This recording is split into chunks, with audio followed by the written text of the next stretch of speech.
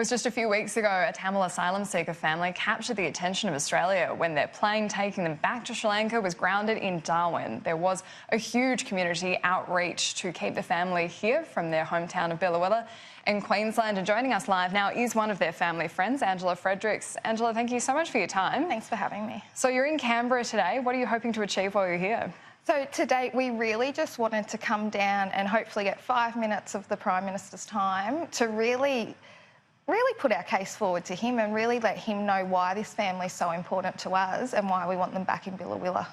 So the argument from the government has been that a number of courts in Australia have found that they're not genuine asylum seekers. There's been reports about them travelling outside of Australia in this time and that they're not the traditional category of asylum seeker. You don't agree with that? No. So I think the biggest fallacy is that 7 courts have found them not to be asylum seekers.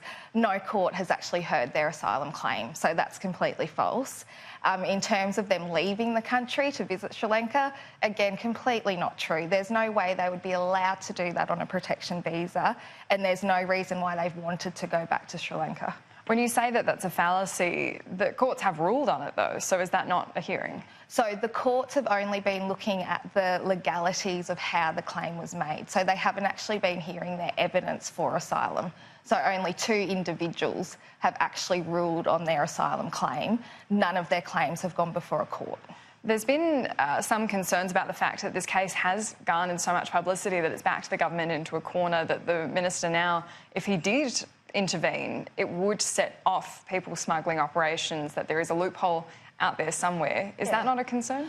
No, it's really not, because this family, they were one of the last lot of people that were allowed on shore. You know, that's no longer the case. People aren't put on shore to process anymore. So no precedent's being set. And I think our government needs to have faith in their laws. They've got strong border protection now. But those strong laws are because of the fact that they were turning boats around and telling people that they can't come here. So the message that would get out to people smugglers is, well, it's on.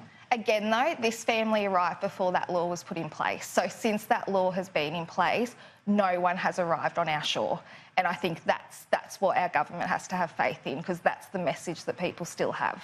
Now, you travelled to Christmas Island. What did you see while you were there? Oh, look, over there, I really saw the inappropriateness of where the family is. You know, they're the only family there, only detainees there, and they're constantly surrounded by 6 to 8 guards, all through the night, all through the day. And it's just such a false environment, and just the psychological trauma on the girls as well as the parents, it's just completely unnecessary. And have you reached out to the Prime Minister's office or Peter Dutton's office to organise a meeting while you're in Canberra? Yes, I have. I have reached out. They have, of course, told me it was too short notice. However, in my opinion, they gave my friends 10 minutes to pack their bags. The night they were deported to Darwin, they weren't even allowed to go to the toilet. So in my opinion, this is not short notice. That was short notice. Have you organised any meetings while you're here? Yes, we have got a few meetings lined up with several MPs. Do you have a meeting with the opposition leader? Not that I can confirm. We have got some people on all sides of the divide. Sure. And are you aligned with any political party?